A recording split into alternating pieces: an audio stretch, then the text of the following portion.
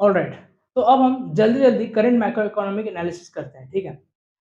अच्छा, right now USA में inflation अगर देखा जाए तो 2.04% चल रहा है, ठीक है? व्हिच इज़ लेस, इन्फ्लेशन अभी कम है। इन्फ्लेशन कम क्यों है?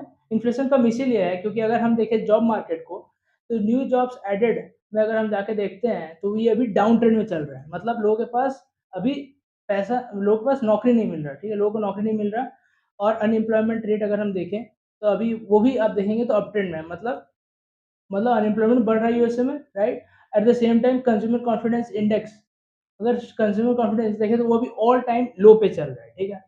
तो इसका मतलब ये हो कि लोगों के पास अभी पैसा ही नहीं है, जिसकी वजह से इन्फ्लेशन डाउन हो रहा है अभी।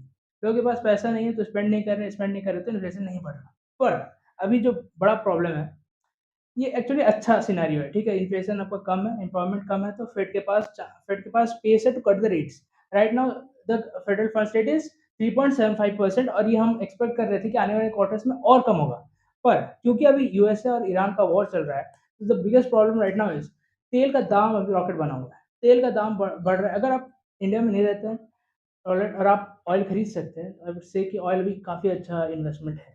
ठीक है राइट नाउ एनीवेज़। तो जब तेल का दाम बढ़ता है, तो मार्केट डायरेक्ट फैक्टर इन करने लग रहा है कि अब इन्फ्लेशन बढ़ने वाला है और ये इन्फ्लेशन इसलिए नहीं क्योंकि लोगों के पास पैसा नहीं है, इसलिए क्योंकि तेल एनर्जी कॉस्ट बढ़ रहा है, तो बढ़ने वाला है। तो उसके वजह से आप देखेंगे कि बॉन्ड यील्ड्स जो है 2 इयर्स जीसेक, जब से ये लड़ाई स्टार्ट हुआ है तब से ये बॉन्ड यील्ड बढ़ना शुरू हो चुका है। ये बॉन्ड यील्ड बढ़ रहा है तब से, राइट? मतलब मार्केट फैक्टर इन करने लग रहा है कि अब इन्फ्लेशन आने वाला है और रेट हाइक आने का चांस बढ़ चुका है। That's what market is factoring in right now. 10 year G-sec भी अभी आपका यील्ड्स बढ़ रहा है रॉकेट के जैसा, which is not good for the markets. कोई भी मार्केट के लिए, आपका स्टॉक मार्केट के लिए अच्छा नहीं है, आपका गोल्ड के लिए अच्छा नहीं है जब लाइक इंटरेस्ट रेट जब बढ़ रहा है। अच्छा, जब तेल का दाम बढ़ता है तो सबसे पहले तो आपका इन्फ्लेशन बढ़ेगा, ठीक है? और एट दिस टाइम जब जॉब नहीं है, जब इकोनॉमी में ग्रोथ नहीं है, यूएस का इकोनॉमी पिछले क्वार्टर का GDP growth around something 1 point something percent था। ठीक है, कॉर्पोरेट अर्निंग्स अभी यूएस में फिलहाल ठीक चल रहा है, पर जब कॉस्ट बढ़ेगा, एनर्जी कॉस्ट जब बढ़ेगा, एआई जितना कंपनी आपका एआई जितना भी कंपनी रिलेटेड है यूएसए में, सबका 50% कॉस्ट एनर्जी कॉस्ट है, राइट? तो उसमें क्या है कि फिर कॉर्पोरेट अर्निंग्स में भी एक्सपेक्टिंग बैड कॉर्पोरेट अर्निंग्स, क्योंकि अगर तेल का दाम बढ़ेगा तो एवरीथिंग गेट्स इम्पैक्टेड, राइट?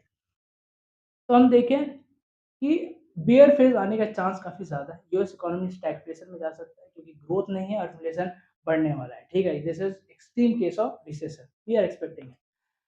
इसलिए जब हम नैस्डैक को देखें, नैस्डैक को अगर हम देखें तो वीकली चार्ट में, तो ये जो अप ट्रेंड बनाया था, अब जो ये डाउन ट्रेंड रेट हाइक्स, क्योंकि जब पूरा पीक पे पहुँच गया, अब मान लिया गया कि रेट हाइक नहीं होगा 2023 में, 2022 में, तो उस समय आपका यूएस मार्केट जो बियर फेज़ था, उससे वो निकला और फिर बुल फेज़ में घुसा।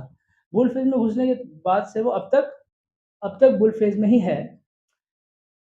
यस।